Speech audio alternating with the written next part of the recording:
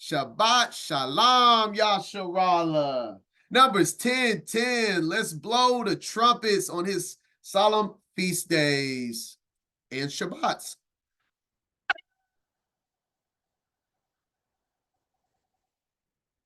I know you probably didn't hear that on the recording, but it was a good blow. All right. Let's do this. Welcome to Acts portion, part 10. We will be covering chapters 21 through 24 today. Let's begin with a prayer. Heavenly Abba, high in heaven, hallowed be thy name. Thy kingdom come, thy will be done on earth as it is in heaven. Give us this day our daily bread, and forgive us of our trespasses as we forgive those who trespass against us. Lead us not into temptation, but deliver us from evil. Heavenly Abba, sanctify this day that, this day is already sanctified. Sanctify this study that we are about to do in your name, Heavenly Father. Send the Ruach Kodesh as a guide and a teacher, and correct our ways. If anybody that's journeying for your truth within this fellowship, in the whole body of Mashiach around the world, Abba, that you expose any iniquity, any transgressions, any evil that is in our hearts, that is in our practices right now, Abba. Give us eyes to see and ears to hear, to correct our ways and to repent and to align our truth with your truth, which is the only real truth. Give us the light to see, and so we can be a light to the world. Bahashem Yasha. Amen.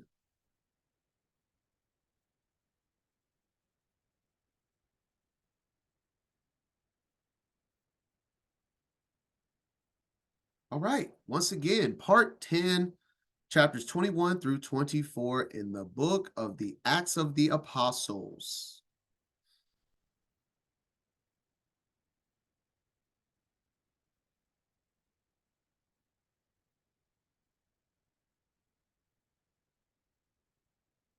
All right. Acts 21, verse 1. Acts 21. And it came to pass that after we were gotten from them and had launched, we came with a straight course unto Kos, and the day following unto Rhodes, and from thence unto Patara. And finding a ship sailing over unto Phoenicia, we went aboard and set forth. Now when we had discovered Cyprus, we left it on the left hand, and sailed into Syria, and landed at Tyre, for there the ship was to unlade her burden. And finding disciples, we tarried there 7 days, who said to Paul through the Spirit that he should not go up to Jerusalem. And when we had accomplished those days, we departed and went our way, and they all brought us on our way with wives and children till we were out of the city. And we kneeled down on the shore and prayed. And when we had taken our leave one of another, we took ship, and they returned home again. And when we had finished our course from Tyre, we came to Ptolemy, and saluted the brethren, and abode with them 1 day. And the next day we that were of Paul's company departed, and came unto Caesarea. And we entered into the house of Philip the evangelist, which was one of the 7, and abode with him. And the same man had 4 daughters, virgins, which did prophesy. And as we tarried there many days, there came down from Judea a certain prophet named Agabus.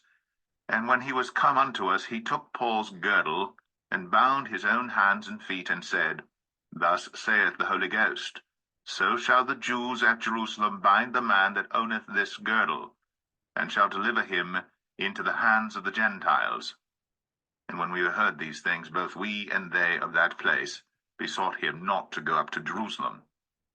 Then Paul answered, What mean ye to weep and to break mine heart? For I am ready not to be bound only, but also to die at Jerusalem for the name of the Lord Jesus. And when he would not be persuaded, we ceased, saying, The will of the Lord be done. All right.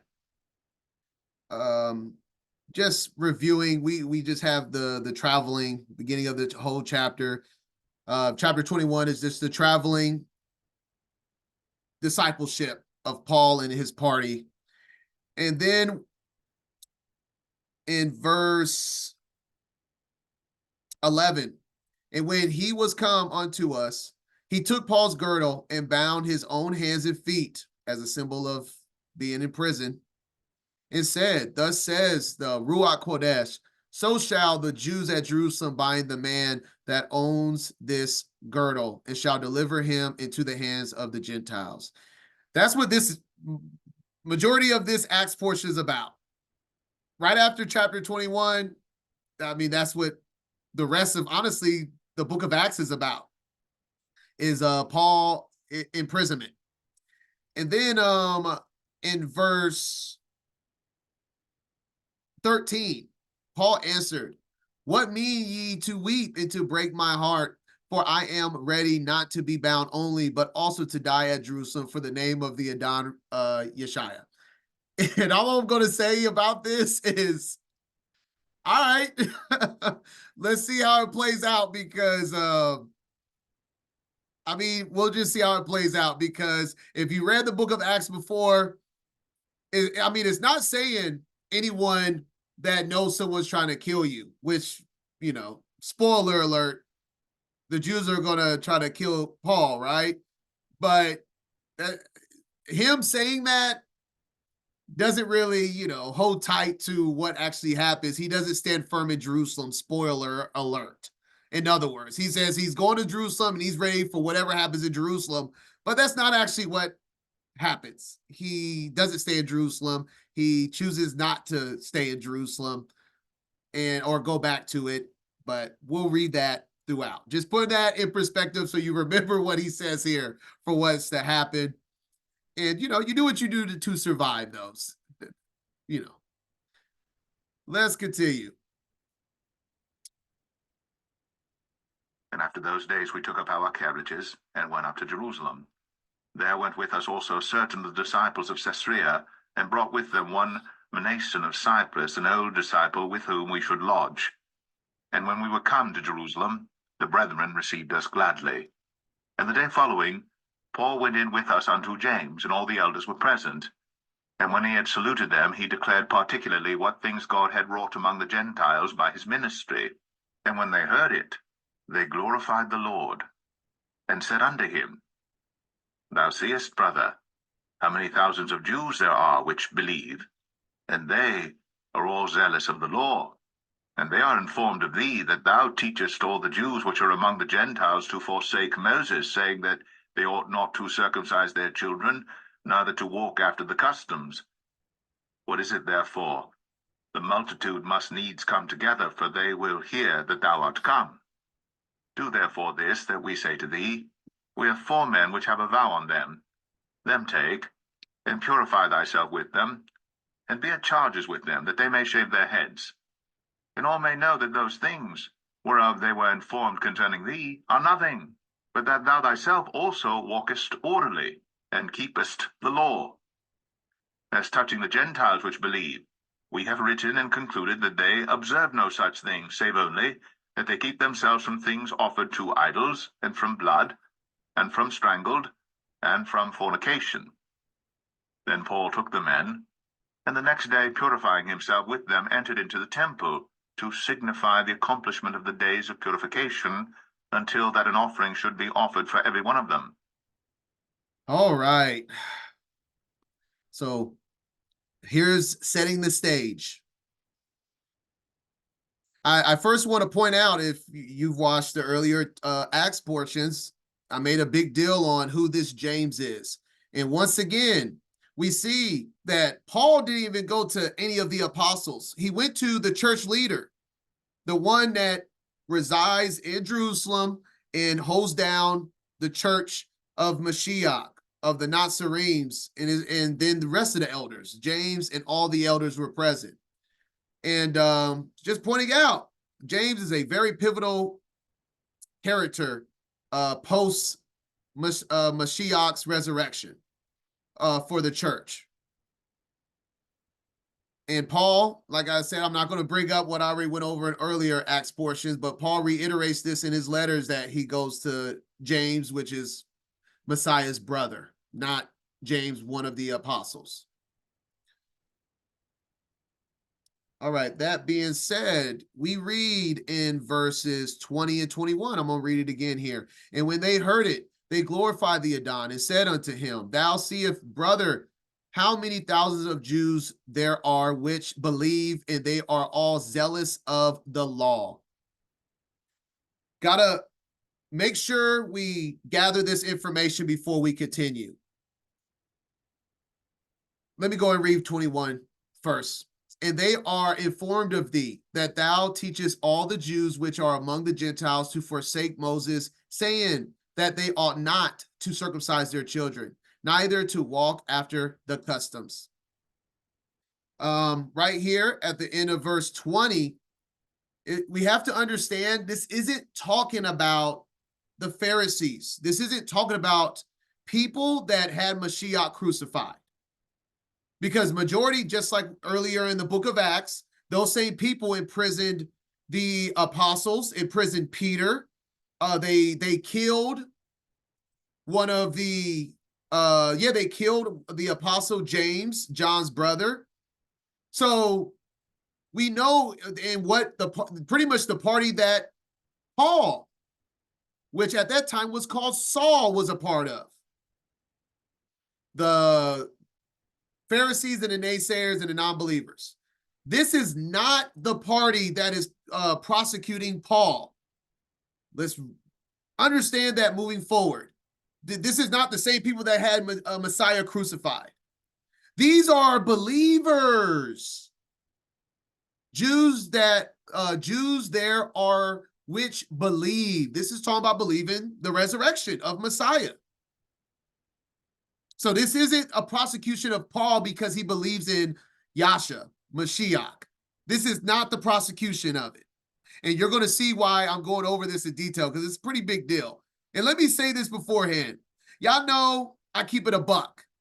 I'm going to say what scripture says, because y'all going to see that this trial is a very unorthodox, weird trial. Just going to say that. Y'all going to see it firsthand. We're going to read it line by line.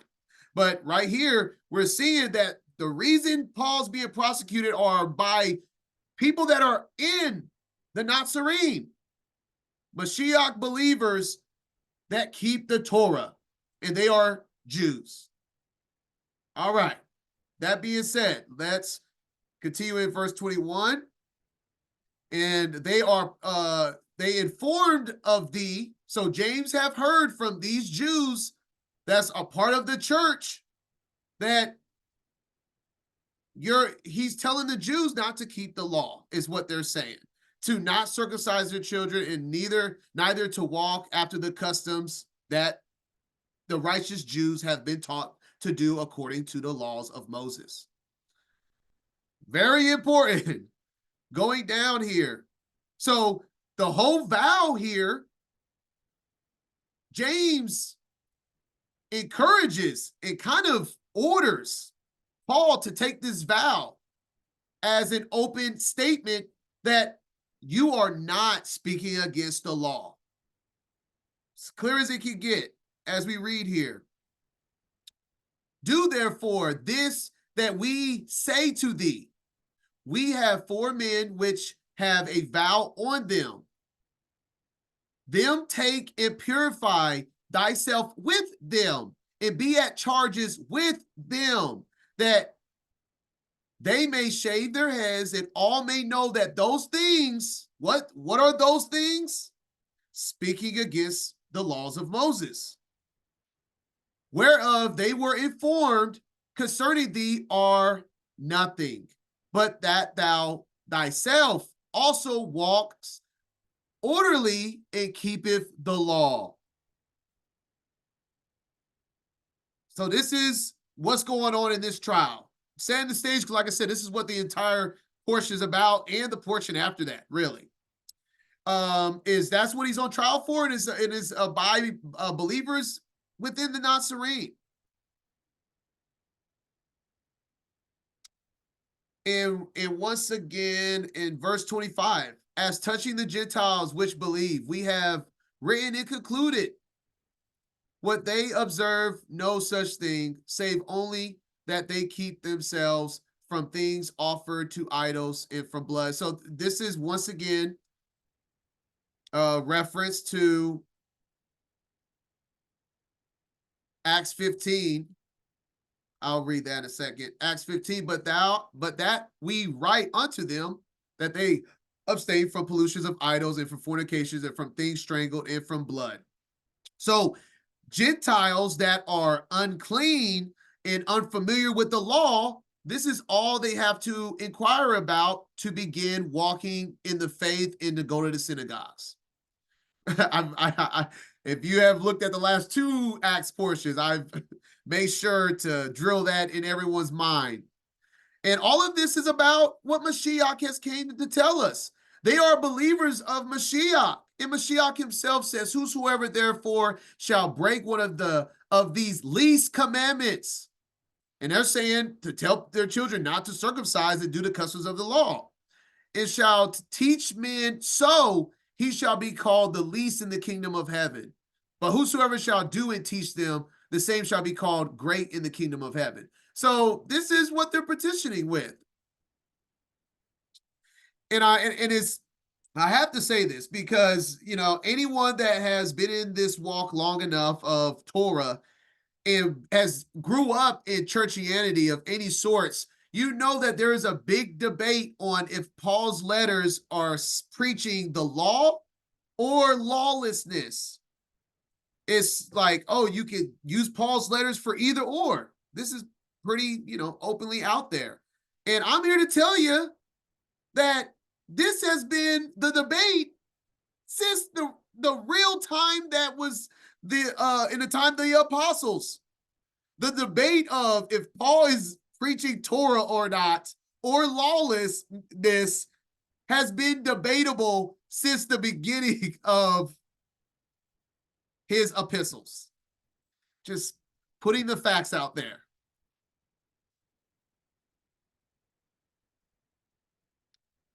All right. And might I add,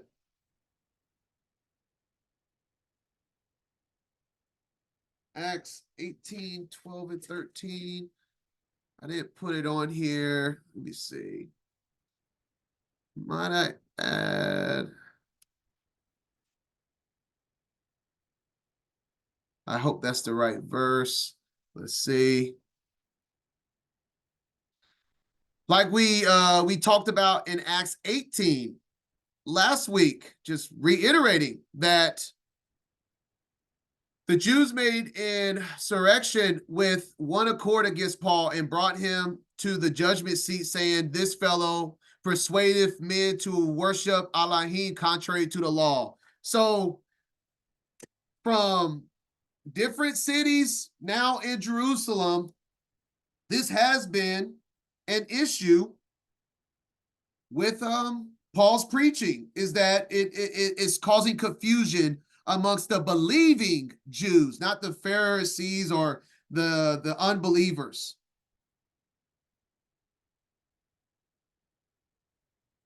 All right.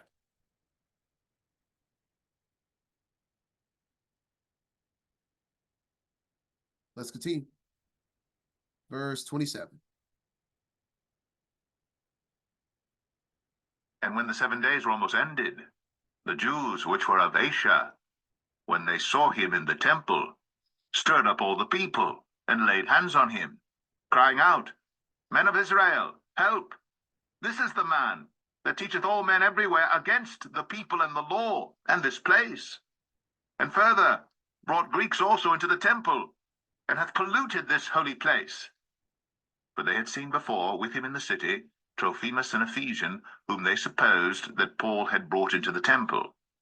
And all the city was moved, and the people ran together, and they took Paul and drew him out of the temple, and forthwith the doors were shut. And as they went about to kill him, tidings came unto the chief captain of the band that all Jerusalem was in an uproar, who immediately took soldiers and centurions and ran down unto them. And when they saw the chief captain and the soldiers, they left beating of Paul. Then the chief captain came near and took him, and commanded him to be bound with 2 chains, and demanded who he was and what he had done. And some cried one thing, some another among the multitude. And when he could not know the certainty for the tumult, he commanded him to be carried into the castle. And when he came upon the stairs, so it was that he was borne of the soldiers for the violence of the people. But the multitude of the people followed after, crying, "Away with him." All right. So once again, now they approach Paul, and I mean, I gotta say that they are a little bit in a righteous manner, they are a little bit too eager to have this man dead without a proper sentence. But let's read verse 28 here. Cry out, men of Israel, help. This is the man that teaches all men everywhere against the people and the law in this place. Further brought Greeks also into the temple and has polluted this holy place. So once again, reiterating that this is what Paul's on these are Paul's charges on of why he's on trial. Repeated twice right here in the same chapter that he's teaching against the law, and they added on further brought Greeks or Gentiles into the temple. And as we see that Trocephus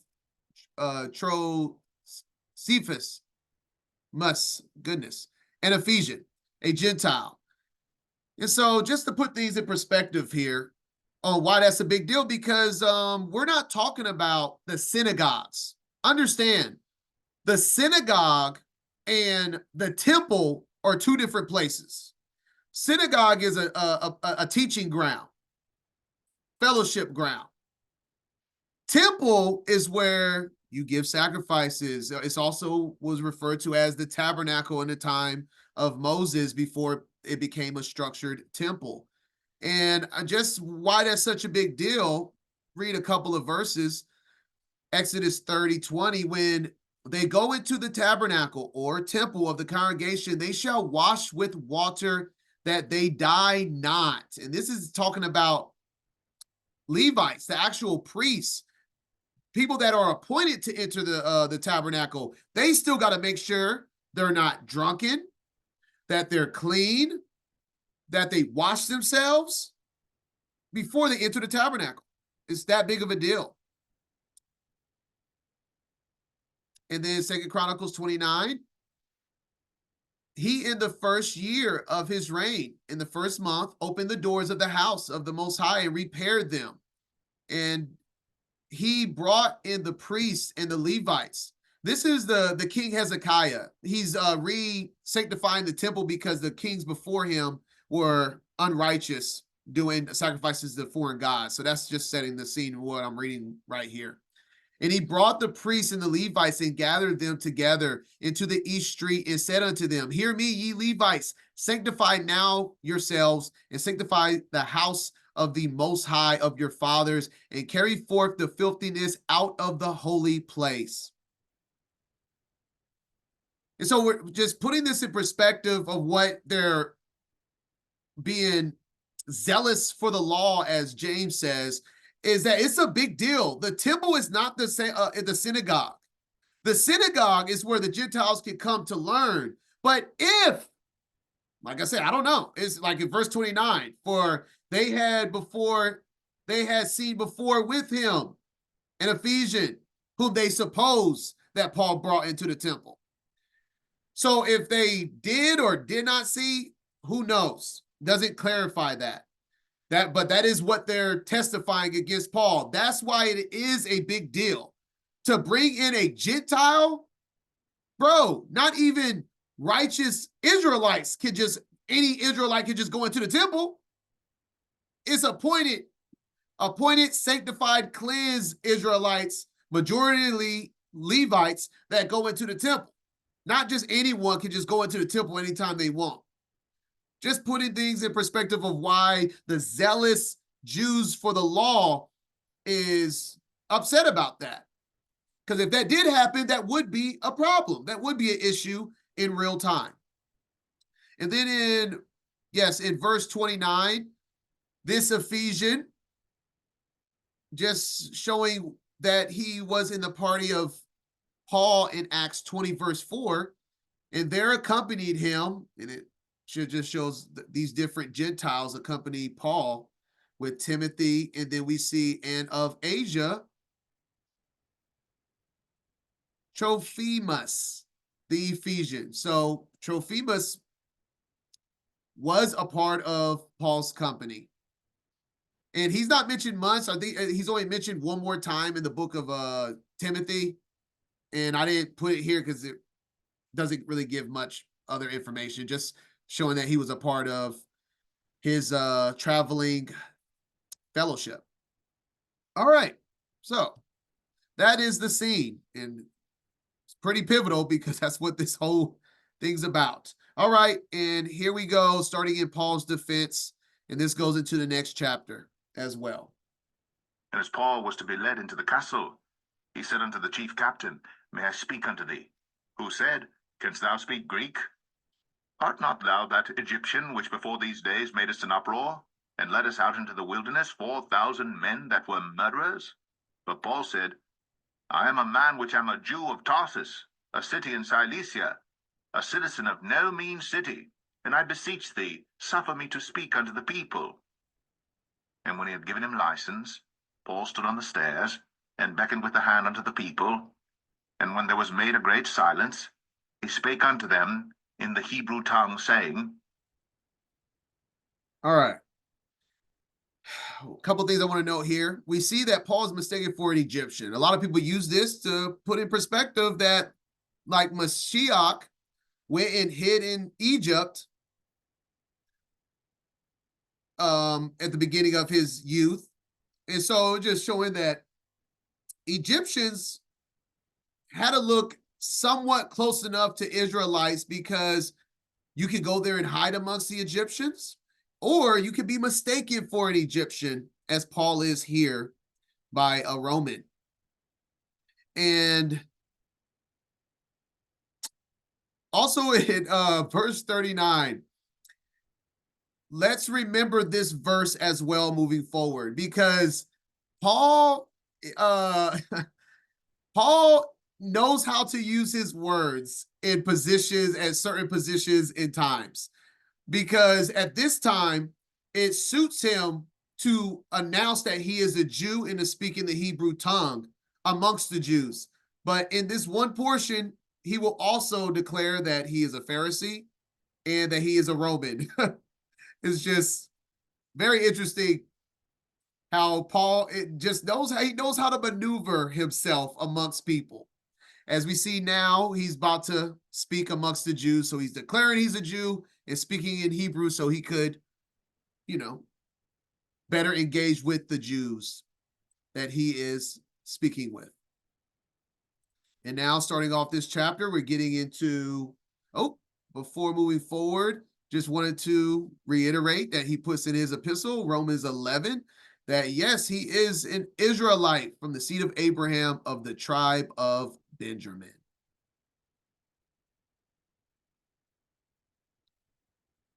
Yes, Egyptians are Hamites.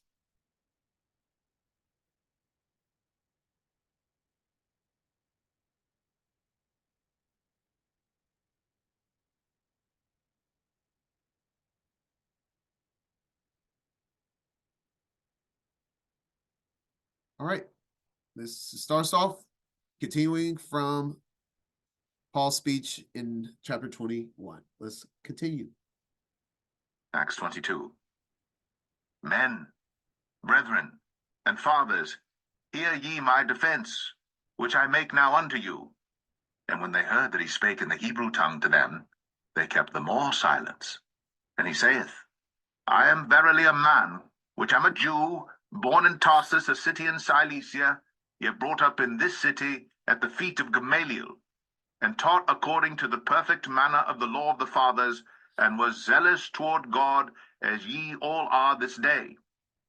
And I persecuted this way unto the death, binding and delivering into prisons both men and women, as also the high priest doth bear me witness, and all the estate of the elders, from whom also I received letters unto the brethren, and went to Damascus to bring them which were there bound unto Jerusalem for to be punished. And it came to pass, that as I made my journey, and was come nigh unto Damascus about noon, suddenly there shone from heaven a great light round about me, and I fell unto the ground, and heard a voice saying unto me, Saul, Saul, why persecutest thou me? And I answered, Who art thou, Lord? And he said unto me, I am Jesus of Nazareth, whom thou persecutest. And they that were with me saw indeed the light, and were afraid. But they heard not the voice of him that spake to me. And I said, What shall I do, Lord? And the Lord said unto me, Arise, and go into Damascus, and there it shall be told thee of all things which are appointed for thee to do. And when I could not see for the glory of that light, being led by the hand of them that were with me, I came into Damascus. And one Ananias, a devout man according to the law, having a good report of all the Jews which dwelt there, came unto me, and stood, and said unto me, Brother Saul, receive thy sight. And the same hour I looked up upon him. And he said, The God of our fathers hath chosen thee, that thou shouldst know his will, and see that just one, and shouldst hear the voice of his mouth. For thou shalt be his witness unto all men of what thou hast seen and heard. And now why tarriest thou? Arise, and be baptized, and wash away thy sins, calling on the name of the Lord. All right, we're going to chop this chapter in half. So that was Paul's testimony there. And just give a precept of that this is, he reiterated what happened in Acts chapter 9. I'm not going to reread all of this. He pretty much just said it all, but there is one little problem in the story that people bring up, and so we're going to bring it up. That is a contradiction. Oh yes, so Acts 9 1 through 18 is the precept pretty much from Acts 22 all the way, chapter 22 all the way to verse 16 for the most part. If you're just, taking notes, side by side comparison. And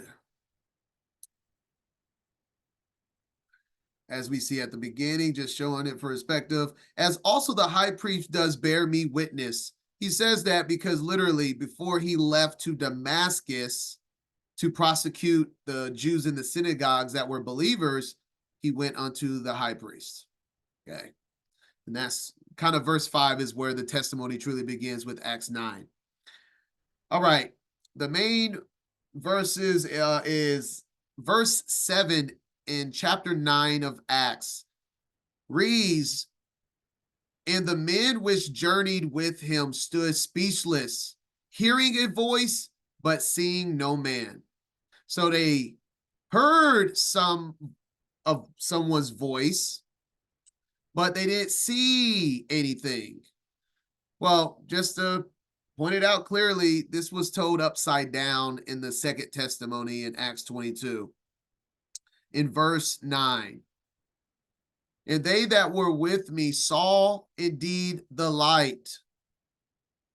It doesn't really mention a light, but it says that they didn't see a man. They didn't see anything in general.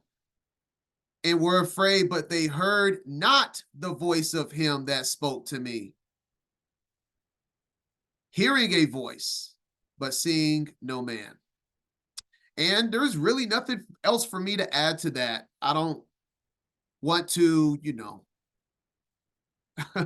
expound on just what I feel on it. I mean, there's no concrete extra information on it of why it's upside down. So you just take it for what you will. I mean, like I said, I just want to, as I go through the line by lines, this is what the lines by lines is about, though. I mean, we go over everything, but if there's not much more to add, I'm not going to add to it without any other scriptural authority connected to it, other than the fact that for whatever reason, he flipped it upside down. And let me see. Nope, that's it. That's it. Let's continue.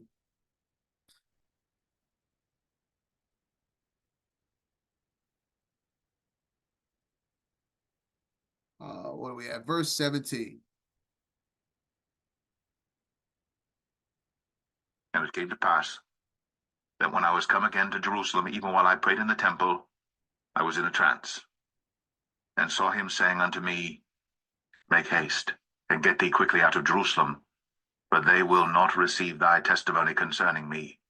And I said, Lord, they know that I imprisoned and beat in every synagogue them that believed on thee.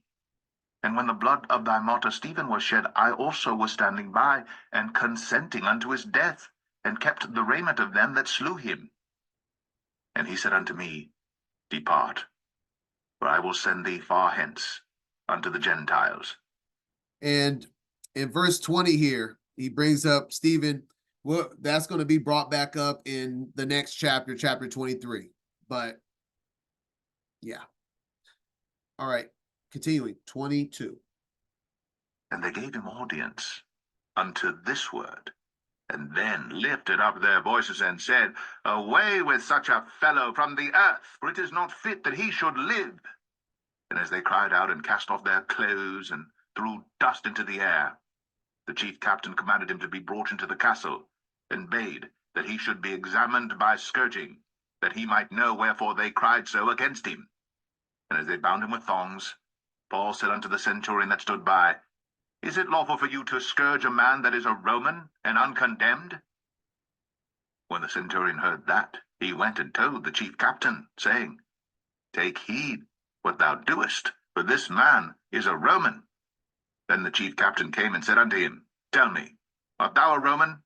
He said, Yea. And the chief captain answered, With a great sum obtained I this freedom. And Paul said, But I was freeborn. Then straightway they departed from him which should have examined him. And the chief captain also was afraid, after he knew that he was a Roman, and because he had bound him. On the morrow, because he would have known the certainty wherefore he was accused of the Jews, he loosed him from his bands, and commanded the chief priests and all their council to appear, and brought Paul down, and set him before them. All right. As previously stated, at the end of chapter 21, he declared that he was a Jew, so he could speak amongst the Jews. And then now that didn't work out, just putting it straightforward, and the Jews wanted his head. He's like, hey, do not be rough with me because I have rights as a Roman, is what's going on right here. And verses 25 to 28. And also, just so we are comprehending what we're reading, we see in verse 25, and as they bound him with thongs. Now, I know what pops in everybody's head in modern day time, but thongs, let me see what it says in the ESV. Stretch him out with the whips. So yeah, I guess that would be a better terms for understanding. But in the Strongs, it means rubber like bands, pretty much. Big rubber bands for bondage, for tying people's hands and whatnot. All right, so that's what they bound him with rubber whips or bands. Let me see what I have here. And so he has declared that he was a Roman, and we saw this in Acts 16:37 when he was in another similar situation, when he was in prison falsely. But Paul said unto them, they have beaten us openly uncondemned, being Romans, and have cast us into prison. And now do they thrust us out privately? Nay, verily, but let them come themselves and fetch us out. So it's very clear that Paul has Roman citizenship. And in the end of verse 28, but I was freeborn. Let's go to the ESV here. But I am a citizen by birth. That's what that means. I am freeborn. That means he was born a Roman. And the scriptures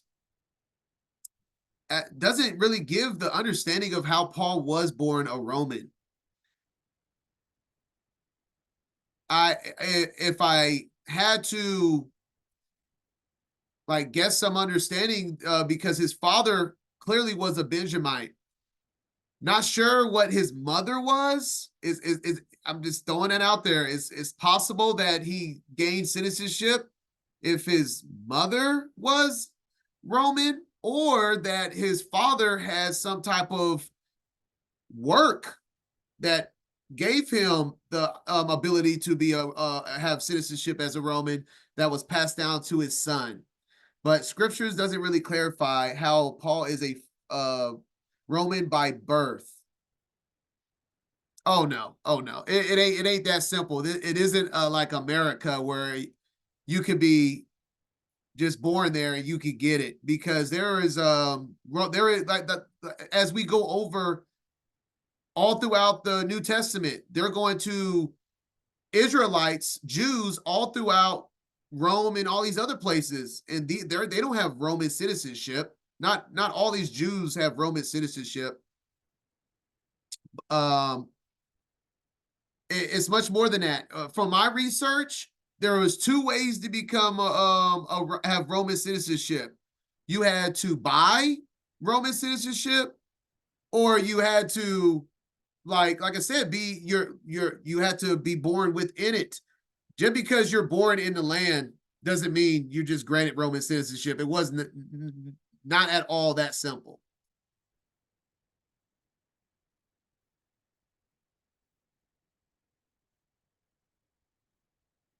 Yeah, Gio, he is what his father is. That's not talking about citizenship. This is talking about your what he claimed he is. He's a Benjamite. So his father was clearly a Benjamite. And we even see up here, if we read the centurion, he went to the tribune and said, "What are you about to do? For this man is a Roman citizen." Da-da-da. And he says, "Tell me, are you a Roman citizen?" He said, "Yes." The tribune answered, "I bought this citizenship for a large sum." You see that? You don't get it for free. Citizenship to be a Roman, what it costs a large sum. And then Paul said, "No, I am a citizen by birth." Whichever how that worked back in those days, I'm not 100% sure. I just know that all these random Jews that are in Rome and all throughout Europe, they didn't have the same rights as Romans did as citizens. That's for sure. By simply being born in that area. All right. Also, they now at the end of the chapter, so they started putting they didn't rough Paul up anymore, because they're like, he has rights as a Roman and not just a Jew. So since he has Roman rights, we can't rough him up and treat him as if he was simply a Jew. And then he says, to figure out what's really going on and why he's being accused by the Jews, he sends, because this is a Gentile, as we read, and he was put in the hands of the Gentiles. So this man is not fully learned in Jewish customs and laws. What's his name? I don't know the guy's name right now. The chief captain. He's not 100% sure the actual reasons why the Jews want him dead. So he sends Paul down to the chief priests and all their councils to appear. And this is amongst the Pharisees and Sadducees and the chief priests. And these are all anti-messiahs.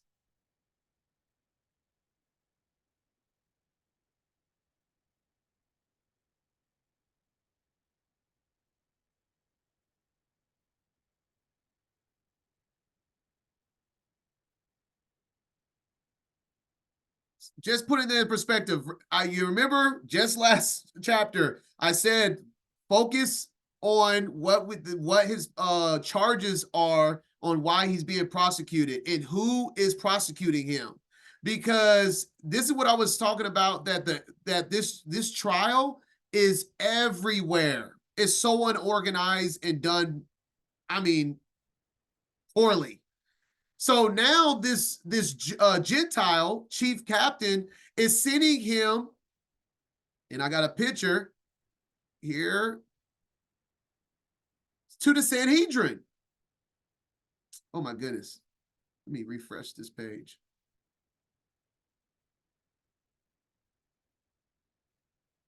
One second for the picture. All right. To the Sanhedrin, the Jewish court. And we're going to read in the next chapter that half the side is Pharisees and half the side is Sadducees. And then you have the high priest. And all of these people are non-believers. And so he's getting put on trial by different people. And it's just very inconsistent. But the Gentile is doing this unknowingly. He doesn't understand that there are two different types of Jews, the believers and the non-believers. He doesn't understand it. And so he's sending Paul to these people, which isn't Paul's people that's prosecuting Paul. It's a lot going on. That's what I'm saying. That's why I'm like, make sure you gather the information. There's a lot going on in these chapters and doesn't make a lot of sense, but we'll do our best to put it into context. All right, so that is chapter 22. All right, now let's begin the trial. Verse 1. Acts 23. And Paul, earnestly beholding the council, said, Men and brethren, I have lived in all good conscience before God until this day. And the high priest Ananias commanded them that stood by him to smite him on the mouth. Then said Paul unto him, God shall smite thee, thou whited wall, for sittest thou to judge me after the law, and commandest me to be smitten contrary to the law? And they that stood by said, Revilest thou God's high priest? Then said Paul, I wist not, brethren, that he was the high priest, for it is written, Thou shalt not speak evil of the ruler of thy people. But when Paul perceived that the one part were Sadducees, and the other Pharisees, he cried out in the council, Men and brethren, I am a Pharisee, the son of a Pharisee. Of the hope and resurrection of the dead I am called in question. And when he had so said, there arose a dissension between the Pharisees and the Sadducees, and the multitude was divided. For the Sadducees say that there is no resurrection, neither angel nor spirit, but the Pharisees confess both.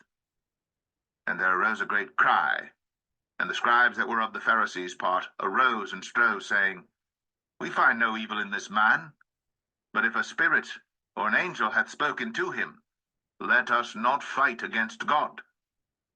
And when there arose a great dissension, the chief captain, fearing lest Paul should have been pulled in pieces of them, commanded the soldiers to go down and to take him by force from among them, and to bring him into the castle. And the night following the Lord stood by him and said, Be of good cheer, Paul, for as thou hast testified of me in Jerusalem, so must thou bear witness also at Rome.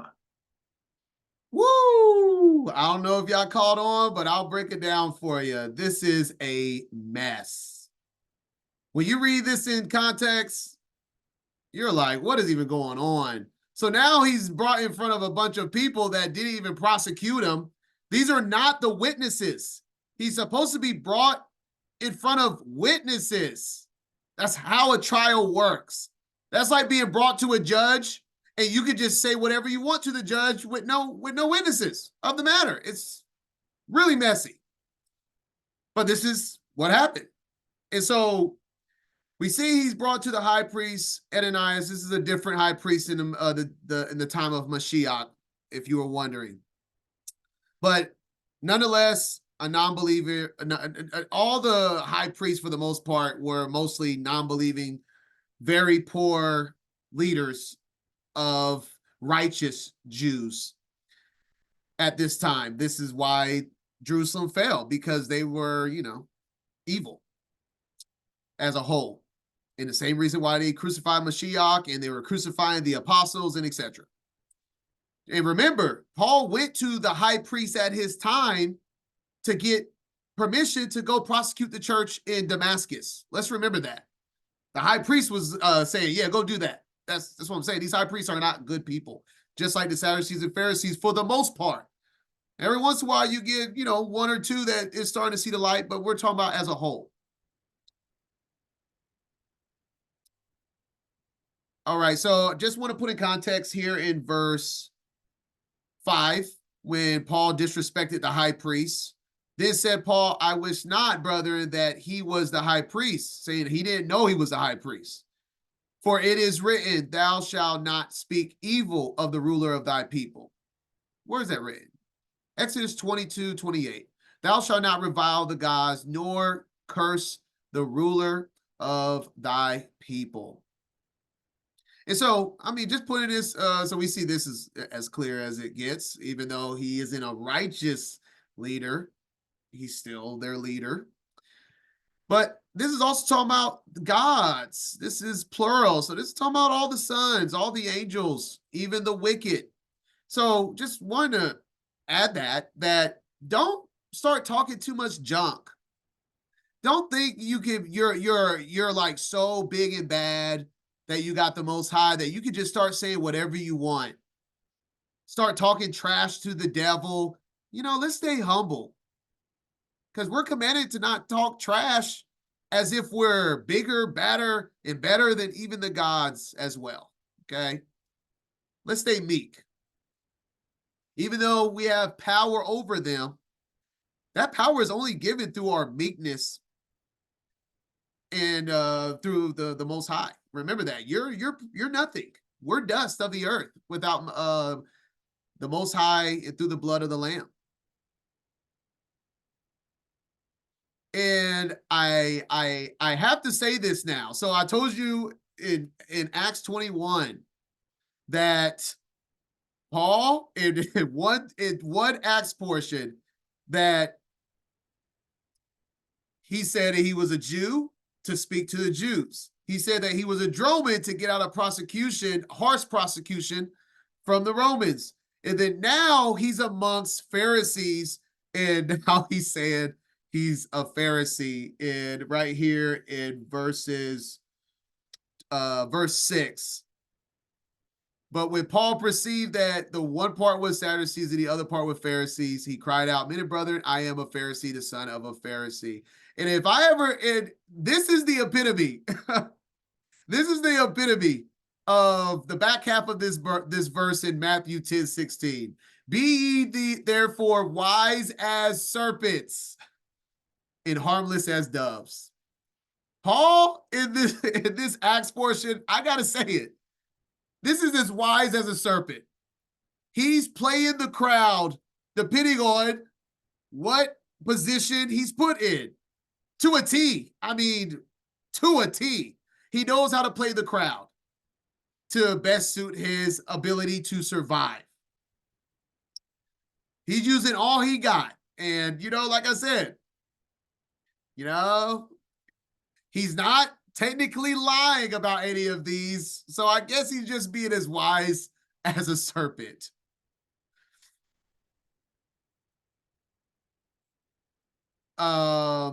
And just reiterating that he has spoken about being a Pharisee in his letters, as well as he said that he was a Jew, Benjamite, and that he was a Roman in another chapter. We see in Galatians 1:13 and 14, for ye have heard of my conversation in time past in the Jews' religion. That's Judaism. How that beyond measure I prosecuted the church of the Most High and wasted it, and profited in the Jews' religion above many my equals in my own nation, being more exceedingly zealous of the traditions of my fathers. So Paul is saying during the time that he was prosecuting Paul, as we just read in chapter 22, that he was in the Jews' religion. Oops. Woo, you know what that means. Let's connect some dots. If you haven't heard this before, let's connect some dots. So Paul says that he prosecuted the church. So when in Acts 7, when he prosecuted Stephen for preaching against his teachings of Judaism, the Pharisees' religion, he is declaring in Galatians is Judaism. Yes, this is the same Judaism, star of Remphan, as we see today in Judaism. It's the same religion. Different people, same religion.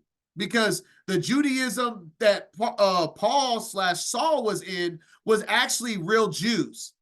Today's time, Judaism is held by false Jews, but it's still the same religion.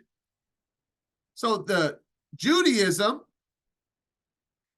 we read, Stephen is preaching against these Jews. And he's telling them, ye took up the tabernacle of Moloch, the star of your god Remphan, figures which ye made to worship them.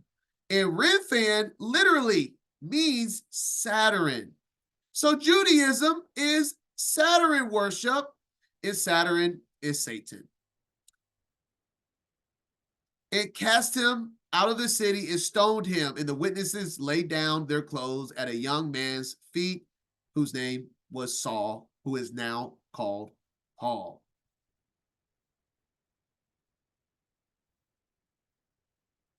And continuing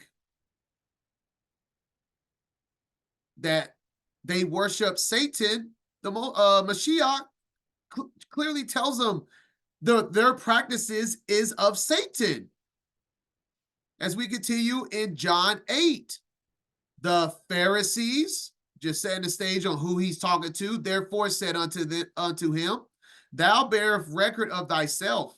Thy record is not true. And then just skimming through to get to the point in this chapter 8 of John. In 19, then said they unto him, where is thy father? Yasha answered, ye neither know me nor my father. If ye had known me, ye should have known my father also. Now getting to the point in verse 44. They say, our father is Abraham, and da da da da da. And Mashiach says, ye are of your father, the devil, and the lust of your father ye will do. Judaism is Satan worship. The works that they are doing is the devil. He was a murderer from the beginning and abode not in the truth, because there is no truth in him. When he speaketh a lie, he speaketh of his own, for he is a liar and the father of it. All right, so just putting all of what Judaism and the religion of what the Pharisees are, and that is also putting more and more in perspective of what I was speaking about, that he is speaking against a whole nother religion. Like, put that in our times. For us being here and what we believe and how much is different from Judaism, if we are telling someone that they are practicing falsehoods and teaching falsehoods, and then a Gentile takes that person away from this congregation, and then they go to a synagogue full of people in Judaism, these are totally two different laws people are keeping. But the Gentile doesn't understand that. But that is what has happened in this trial already. It's honestly just a disaster. But it's because it's a bunch of people that doesn't understand what's happening. And Paul is working the crowd, to say the least. He's working them, because he goes on to say, after he figures out their Pharisees and Sadducees, that right here in verse 6, that at the end of it, after he says, I'm the son of a Pharisees, of the hope and resurrection of the dead, I am called in question. I'm going to straight up tell y'all this. We are called to judge righteously. Paul's lying here. He's lying. He was told verbatim by James why he was being charged. And the proof is in the pudding. Oh, and I forgot to say, excuse me, 1 second. Luke 12:1. Just wanted to point out that the traditions of the Pharisees is Judaism, and Mashiach warned us, beware ye the leaven of the Pharisees, which is a apophyte. Oh my goodness. Y'all get the word. I don't know why I can't say it right now. So yes, beware the leaven of Judaism in our modern day time. And Paul also declaring that he is a Pharisee. All right. Forgot to do those 2 verses there. In Acts 21, just showing the proof in the pudding here.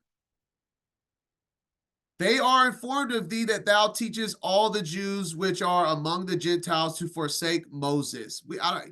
I'm just going to put it here. You already know. We went over this. And then when they did capture Paul, they said that's why Paul was on trial. Just go make it, just say him for what it is. The first time I read this, once the scales have been removed from my eyes, my jaw honestly dropped because I was like, man, that's a lie, man. He brought this up to divide the council, and that's exactly what happened. And guess what? Paul was a Pharisee. He made up a reason on why he was prosecuted because there's no witnesses there.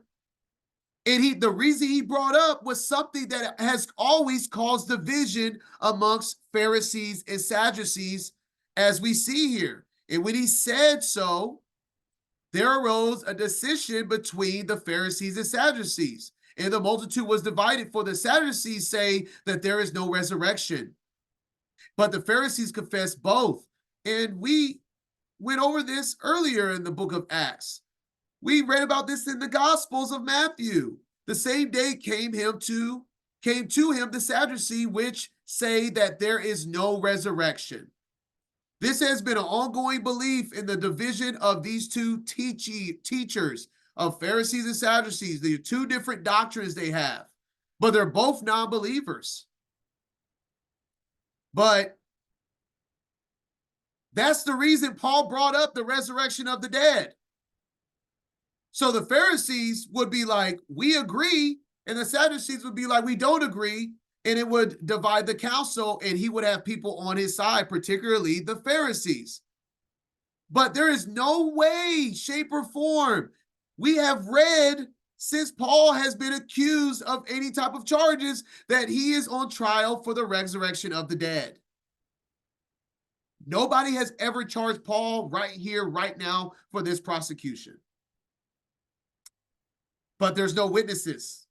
So who's to say otherwise? Woo! Just saying it as real as it gets here. All right, let me make sure. And then in verse 8. Oh, yeah, that's what I just went. Yes, okay. All right, so that's what's going on now. And it ended with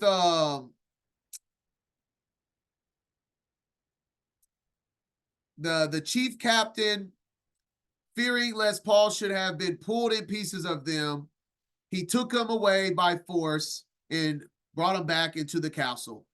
And that's how that went. And so now there's 2 different, and this is, like I said, these are very big pivotal points. Now there's 2 different perspectives of why Paul is on trial. Now the chief captain and every one of the Sanhedrin believe Paul is put on trial because of the resurrection of the dead.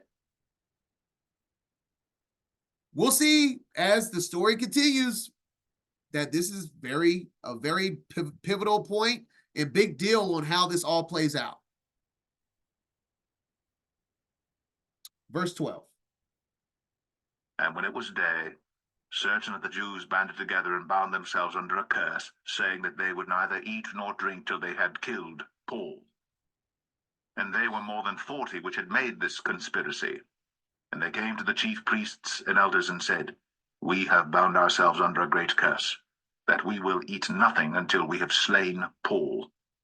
Now therefore, ye with the council signify to the chief captain that he bring him down unto you tomorrow, as though ye would inquire something more perfectly concerning him. And we, or ever he come near, are ready to kill him. And when Paul's sister's son heard of their lying in wait, he went and entered into the castle and told Paul. Then Paul called one of the centurions unto him and said, Bring this young man unto the chief captain, for he hath a certain thing to tell him. So he took him and brought him to the chief captain and said, Paul the prisoner called me unto him and prayed me to bring this young man unto thee, who hath something to say unto thee. Then the chief captain took him by the hand and went with him aside privately and asked him, What is that thou hast to tell me? And he said, The Jews have agreed to desire thee that thou wouldst bring down Paul tomorrow into the council, as though they would inquire somewhat of him more perfectly. But do not thou yield unto them, for there lie in wait for him of them more than 40 men, which have bound themselves with an oath, that they will neither eat nor drink till they have killed him. And now are they ready, looking for a promise from thee. So the chief captain then let the young man depart, and charged him, See thou tell no man that thou hast shown these things to me. And he called unto him 2 centurions, saying, Make ready 200 soldiers to go to Caesarea, and horsemen 70, and spearmen 200, at the 3rd hour of the night, and provide them beasts, that they may set Paul on, and bring him safe unto Felix the governor. And he wrote a letter after this manner: Claudius Lysias, unto the most excellent governor Felix, sendeth greeting. This man was taken of the Jews, and should have been killed of them. Then came I with an army, and rescued him, having understood that he was a Roman. And when I would have known the cause wherefore they accused him, I brought him forth into their council, whom I perceived to be accused of questions of their law, but to have nothing laid to his charge worthy of death or of bonds. And when it was told me how that the Jews laid wait for the man, I sent straightway to thee, and gave commandment to his accusers also to say before thee what they had against him. Farewell. Then the soldiers, as it was commanded them, took Paul, and brought him by night to Antipatris. On the morrow they left the horsemen to go with him, and returned to the castle, who, when they came to Caesarea, and delivered the epistle to the governor, presented Paul also before him. And when the governor had read the letter, he asked of what province he was, and when he understood that he was of Cilicia, I will hear thee, said he, when thine accusers are also come. And he commanded him to be kept in Herod's judgment hall. All right.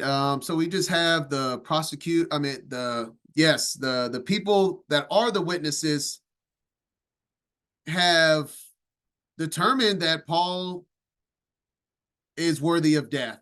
So they're saying, we're making an oath to put him to death because we have witnesses and we deciding that he's worthy of it, pretty much. And he's warned, so they move him. He sends a letter, say, to Felix the governor, his boss, to be moved. And pop quiz for y'all. Let me see, where is it at? In verse 29, at the 3rd hour of the night, in our time, about what time would that be? It's a 2-hour range, depending on the time of year. The 3rd hour of the night, what time would that be on our modern day clocks for understanding? Look at y'all. Look at y'all. Round of applause for y'all. The range would be 9 to 10 p.m. on this modern day clock we have. So great job. 9 to 10 is about the time that they're called to activate this plan. This is why it's important to understand time in a biblical perspective so we can put scripture into context on what is going on, right? We don't want to read things like that and just ignore it and act like nothing matters and be like, oh, I'm not sure what that means, but it's whatever. No, that's what these line by lines and readings are about. Making sure we understand everything that we're reading. So good job, everybody that answered or that knew it. And so, yes, around 9 to 10 p.m., they moved Paul with this letter, letting Felix, the governor, know what's up. Yeah, that's all I have. No precepts, nothing at all. Let's continue. Last chapter of this portion. Let's get it. Verse 1. Acts 24. And after 5 days, Ananias the high priest descended with the elders, and with a certain orator named Tertullus, who informed the governor against Paul. And when he was called forth, Tertullus began to accuse him, saying, Seeing that by thee we enjoy great quietness, and that very worthy deeds are done unto this nation by thy providence, we accept it always, and in all places, most noble Felix, with all thankfulness. Notwithstanding that I be not further tedious unto thee, I pray thee that thou wouldst hear us of thy clemency a few words. For we have found this man a pestilent fellow, and a mover of sedition among all the Jews throughout the world, and a ringleader of the sect of the Nazarenes, who also hath gone about to profane the temple, whom we took, and would have judged according to our law. But the chief captain Lysias came upon us, and with great violence took him away out of our hands, commanding his accusers to come unto thee, by examining of whom thyself mayest take knowledge of all these things whereof we accuse him. And the Jews also assented, saying that these things were so. All right. So they have a orator. You know what that is? Let's go over here in the other translation. Oh, it doesn't say. In other words, orator is a public speaker. He was a chosen public speaker of the Jews. And even though I don't know, for whatever reason, it doesn't talk about him speaking against the law in this one. It just said pestilent fellow, mover of sedition among the Jews, and profaning the temple. We remember going over that as well. But and they're talking about being a judge according to our law. All right, so maybe there was obviously more said. Not everything that all the dialogue is written down, but that's what it says in a nutshell. And yep. So let's continue. Verse 10. Then Paul, after that the governor had beckoned unto him to speak, answered, Forasmuch as I know that thou hast been of many years a judge unto this nation, I do the more cheerfully answer for myself. Because that thou mayest understand that there are yet but 12 days since I went up to Jerusalem for to worship, and they neither found me in the temple disputing with any man, neither raising up the people, neither in the synagogues, nor in the city. Neither can they prove the things whereof they now accuse me. But this I confess unto thee, that after the way which they call heresy, so worship I the God of my fathers, believing all things which are written in the law and in the prophets, and have hope toward God, which they themselves also allow, that there shall be a resurrection of the dead, both of the just and unjust. And herein do I exercise myself, to have always a conscience void of offense toward God and toward men. Now after many years I came to bring alms to my nation and offerings, whereupon certain Jews from Asia found me purified in the temple, neither with multitude nor with tumult, who ought to have been here before thee, and object if they had aught against me. Or else let these same here say, if they have found any evil doing in me while I stood before the council, except it be for this one voice that I cried standing among them. Touching the resurrection of the dead, I am called in question by you this day. All right. Whoo, man, I'm telling you, this is a uncomfortable reading. It's just, I don't know. I don't know how crazy this was at the time because it's pretty crazy reading. But let's go over it. Let's go over it, man. It's like everything Paul touches is confusing somehow for many. But we're gonna put things in perspective. All right, so Paul answers and replies to the Jews that actually prosecuted him. And he talks about, let's see.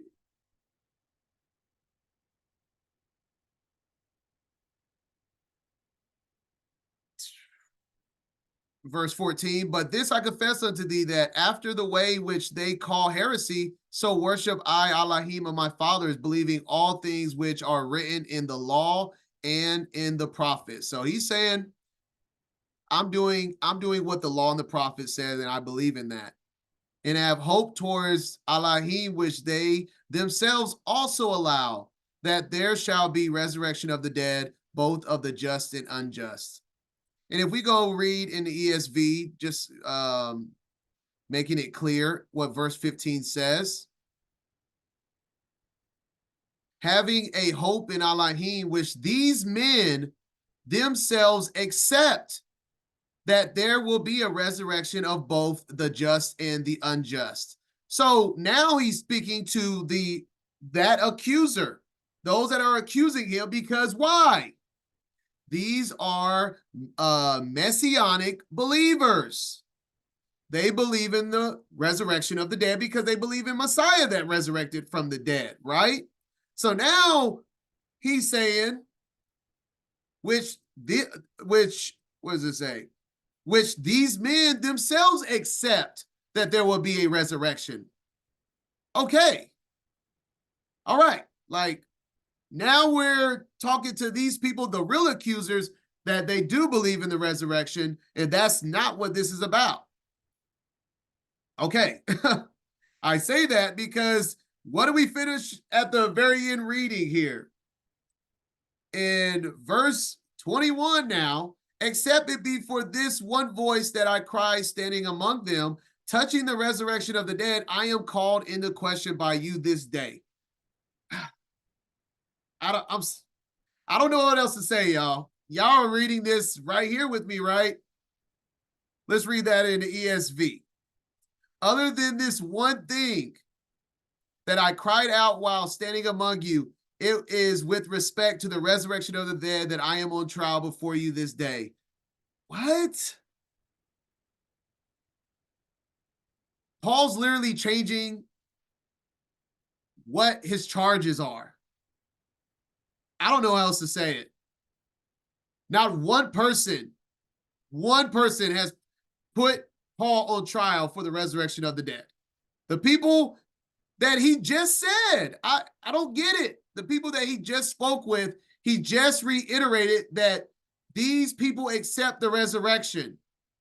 But he's saying, this is the reason I'm on trial, though. Take that any way you want it, but that is just what is written. Ooh. And with it all, in verse 13, saying all of these matters, he says, he's talking about the accusations of the man in the temple and all of the accusations. He says, neither can they prove the things whereof they now accuse me. Well, according to the Torah, they can, Paul. The Torah says, at the mouth of two witnesses or three witnesses shall he that is worthy of death be put to death. But at the mouth of one witness, he shall not be put to death. There is multiple witnesses here. You had a speaker, and the Jews. So there was multiple witnesses that came with him, also asserted, saying that these things were so.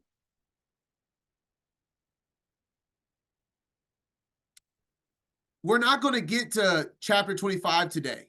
Obviously, that's the last portion. But I'm going to tell you now, Paul, when he says, neither can they prove these things whereof they now accuse me, it's because he knows he is speaking in a Gentile court that doesn't uphold the laws of the judicial system that is found in the Torah, which Mashiach himself reiterates in Matthew 18:16. But if he will not hear thee, then take with thee one or two more, that by the mouth of one or two witnesses every word may be established. That's exactly what they did. They didn't bring one person. They brought one speaker and had witnesses, and I'm not over here prosecuting Paul. I'm just saying the scriptures is showing you that this is how the judicial system works within Torah. But Paul isn't in a judicial system that's ran by Torah. That's all I can say with that, because in the Sanhedrin, amongst Jews, could this really fly? Even if talking about those are evil Jews, but still, amongst Jews that actually use Jewish laws and customs, like I said, this doesn't make any sense. Not when you look at the scriptures. All right. Oh, and just I just had it here one more time, just if you needed to look at it again. When he says he is put on trial in verse 21 for touching the resurrection of the dead, he is called into question this day, crying out, men of Israel, help! This is the man that teaches all men everywhere against the people and the law.